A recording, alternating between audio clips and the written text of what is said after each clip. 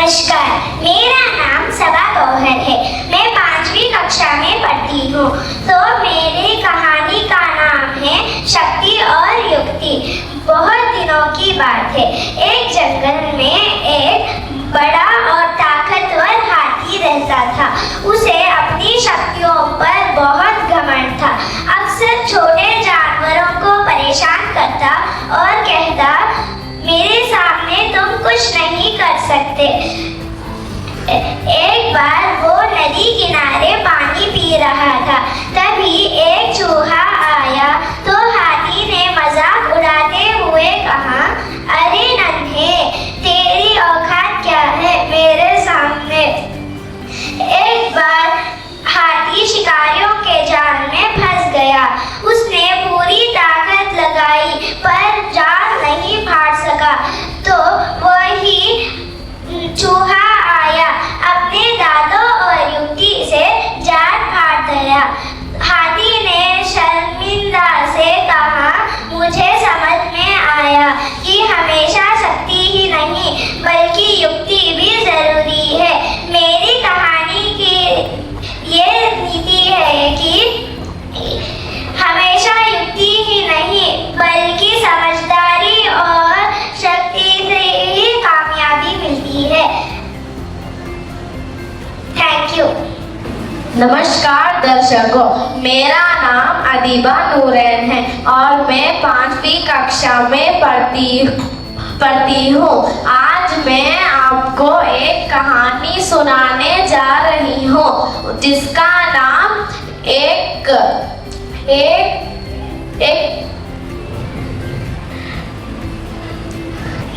एक ईमानदार चांद और एक लालची सूरज। एक दिन की बात है, ऐसे ही चांद और सूरज आसमान के ऊपर रह रहे थे। जैसे ही उन्होंने नीचे देखा तो उनको कुछ गरीब बच्चे नजर आए।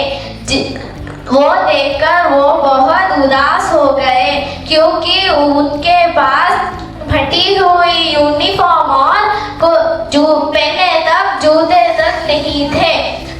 तो चांद के दिमाग में एक तरकीब आई और वो सूरज से कहा कि सूरज भाई मेरे पास एक तरकीब है।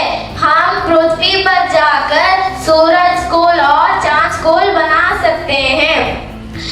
और वो पृथ्वी पर जाकर चांद स्कूल और सूरज स्कूल बनाए।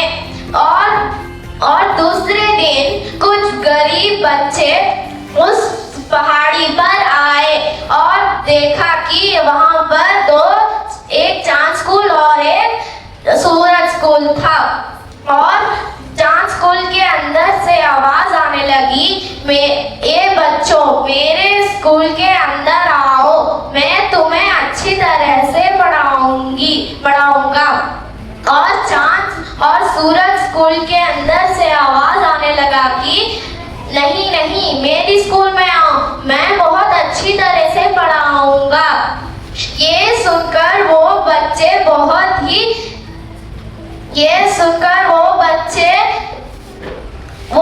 एक तरकीब लगाते हैं और वो तरकीब है, कुछ बच्चे चांद स्कूल में जाएंगे और कुछ बच्चे सूरज स्कूल में जाएंगे। वो तरकीब से वो स्कूल जाने लगे। दूसरे दिन वो अपने माँ बाप के साथ वो नए स्कूल पर एडमिशन कराने आए। जैसे ही उन्होंने चांद स्कूल के अंदर जाकर देखा तो उस कुर्सी पर एक चांद परी बैठी थी। उसने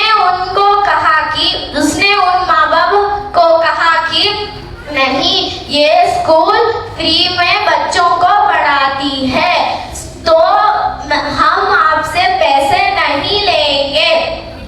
ये सुनकर माँ बाप खुश होकर घर चल जाते हैं। वो बच्चे पढ़ने लगते हैं और जैसे ही उन्होंने एडमिशन कराया तो उनको नॉर्मल बैग और नॉर्मल यूनिफॉर्म मिल गया। और सूरज के स्कूल में गए तो उनके माँ बाप को उन्होंने कहा कि यहाँ 1000 रुपए का एडमिशन है। तो ये सुनकर उनके माँ बाप हैरान हो गए। इतनी फीस तो नॉर्मल स्कूल में, गवर्नमेंट स्कूल में भी नहीं ले सकते। ये सुनकर बच्चे माँ बाप बोलने लगे, नहीं, हम बस 100 रुपए तुमको दे सकते हैं। अगर तुमको एडमिशन कराना है तो तुम करवाओ।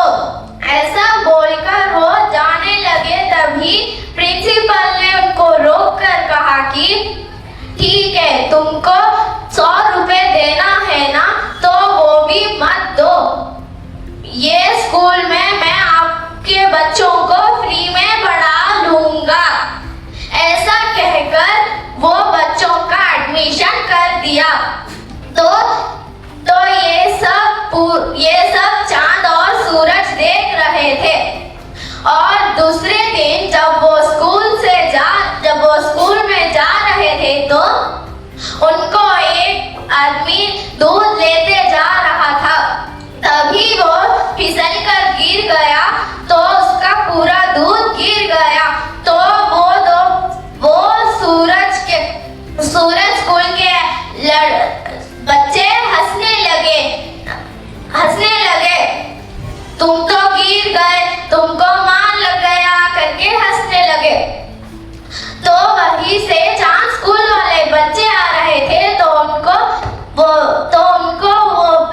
वो आदमी गिरता नजर आया। तो उन्होंने कहा कि वो बच्चों जिन्होंने उसका मजाक उड़ाया था उनसे कहा कि तुम इसकी मदद करने के सिवाय उसका मजाक उड़ा रहे हो, ऐसे तुम्हें नहीं करना चाहिए करके जैसे ही उसने कहा तो वो बच्चे अपनी बैग से जादुई छड़ी निकालकर उसको हवा में उड़ा दिया। और वो बच्चे कहने लगे कि नहीं, मुझे नीचे उतारो, मुझे ऊंचाई से डर लगता है। ऐसे कहने लगे। तो जैसे ही उन्होंने कहा वो गुब्बार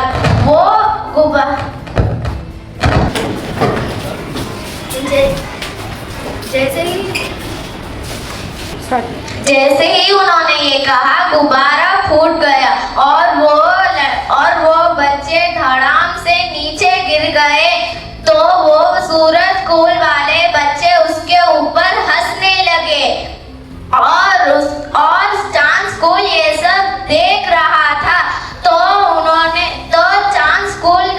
चांद ने कहा कि ये बहुत हो रहा है, अब मैं ये नहीं सहूंगा करके वो अपनी जादुई छड़ी से जैसे ही उसने ये कहा, दोनों स्कूल के बीच में एक दरार आ गई। और चांद स्कूल वाले बच्चों को उसने कहा कि जाओ बच्चों, चांद स्कूल को ढकल दो। जैसे ही उसने ये कहा, बच्चे जाकर ढकलने लगे। और चांद स्कूल बोलने लगा, नहीं, मुझे मत गिराओ कहते हुए बोल रहा था, गिरा रहा था। पर वो बच्चे उसका एक नहीं सुना और उसको ढकल दिया। जैसे ही वो गिरा, वो स्कूल जलकर राख हो गया। ये कहानी हमें सिखाती है कि ना